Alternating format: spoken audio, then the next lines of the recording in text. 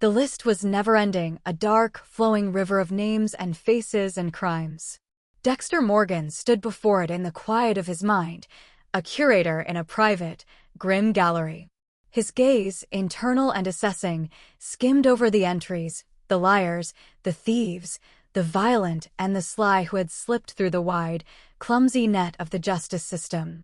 Tonight, one name detached itself from the stream, rising to the surface with a particular, compelling clarity. Jeremy Downs. Dexter turned the name over in his thoughts. The file was already assembling itself in his memory. A killing at 15. A knife. Another boy, just a year or two older, left dead in a vacant lot behind a convenience store. The courts, with their limited vocabulary for darkness, had called it a juvenile crime of passion. Jeremy had done his time, a reduced sentence in a youth facility, and was now free. A closed case as far as the world was concerned. But for Dexter, a case was never closed by a judge's gavel. It was only closed by his own, far more definitive hand. Jeremy Downs had taken a life and had paid a debt to the state. Now he owed a different kind of debt. The balance had simply been transferred to a new ledger, Dexter's. He felt the familiar, cold focus settle over him. Jeremy Downs. The target was set. The hunt, in its meticulous, patient form, had begun.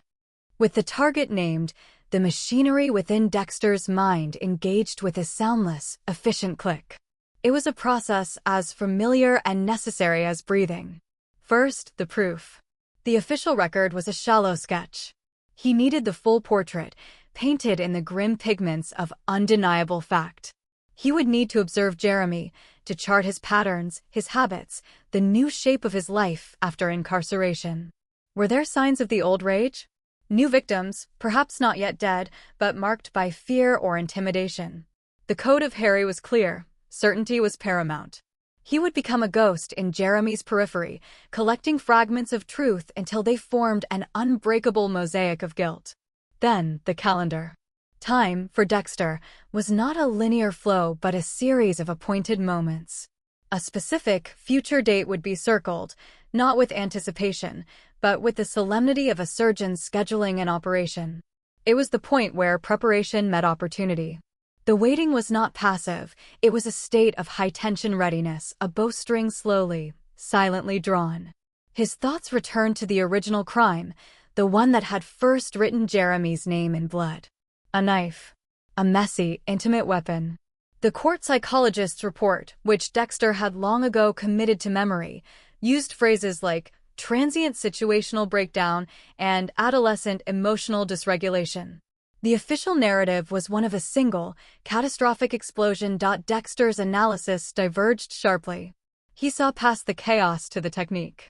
The angle of the entry wounds, the lack of defensive marks on the victim's hands suggesting surprise or control, the overkill, it spoke not of a mind momentarily shattered, but of a dark aptitude being explored. It was crude, yes, an amateur's first canvas.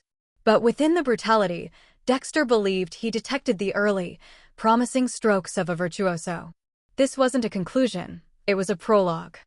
The hunger that drove that blade would not be satiated by a single act, sealed away by years in a cell. It would have matured, refined itself in silence.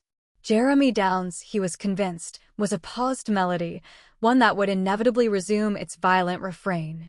He wasn't just a killer from the past. He was a killer in waiting. The sterile, buzzing quiet of Dexter's ritual was shattered by the jarring shriek of his cell phone. The screen lit up with a single name, Debra. He answered, his voice adopting its practiced, neutral tone. Hey, Deb. Jesus, Dex, get down to the Marlins arena. Now. Her voice was a tight wire of exhaustion and adrenaline, stripped of any greeting. The Icebox Butcher just left us another fucking present. The nickname was the press's creation, but it had stuck in the precinct, the Icebox Butcher. A serial killer with a signature as chilling as his moniker, his victims were always found in cold storage units. Until now. An arena? Dexter asked, the analyst in him immediately intrigued by the deviation. Yeah. Under the damn goal line.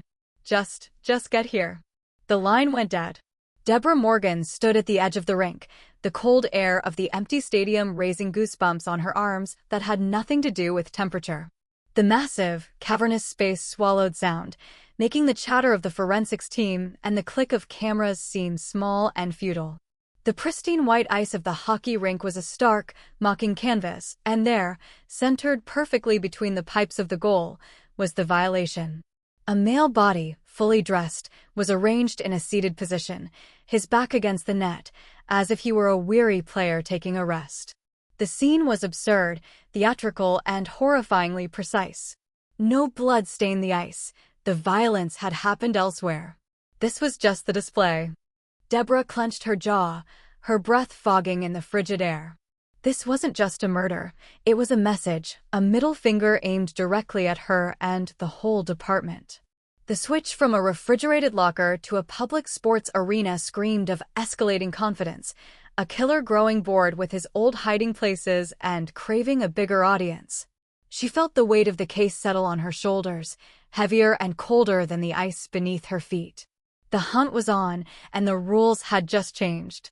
Dexter arrived as he always did, not with the first responders, but in the secondary wave, a shadow among the flashing lights and official tape.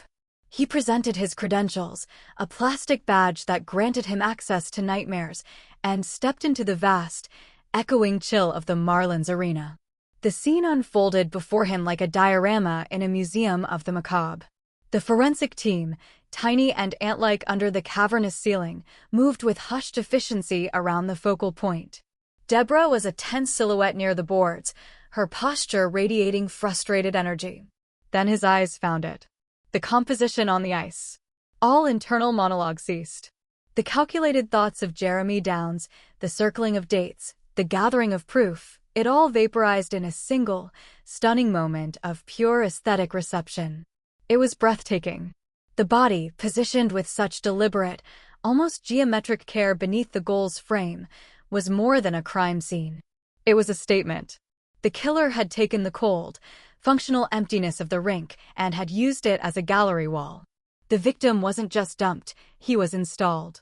The choice of location, the symbolic heart of a battleground, under the structure that defined scoring and victory, added a layer of savage, intelligent irony. A warmth that had nothing to do with temperature spread through Dexter's chest. It was the thrill of recognition, of seeing a masterpiece in a field where only he could appreciate the craft. The Icebox Butcher was no longer just a case file or a media nickname. In Dexter's eyes, he was elevated. An artist. A colleague, working in a different medium, but driven by a similar, profound understanding of the dramatic finale. Where Debra saw a taunt and a escalation, Dexter saw evolution and flair. A faint, entirely internal smile touched his mind. The world was gray and full of noisy, dull people, but here, on this perfect sheet of ice, was something vivid and brilliant. It was horrifying. It was beautiful. And, for Dexter Morgan, in that suspended moment before the analyst and him re-engaged, it was a source of pure, unadulterated delight.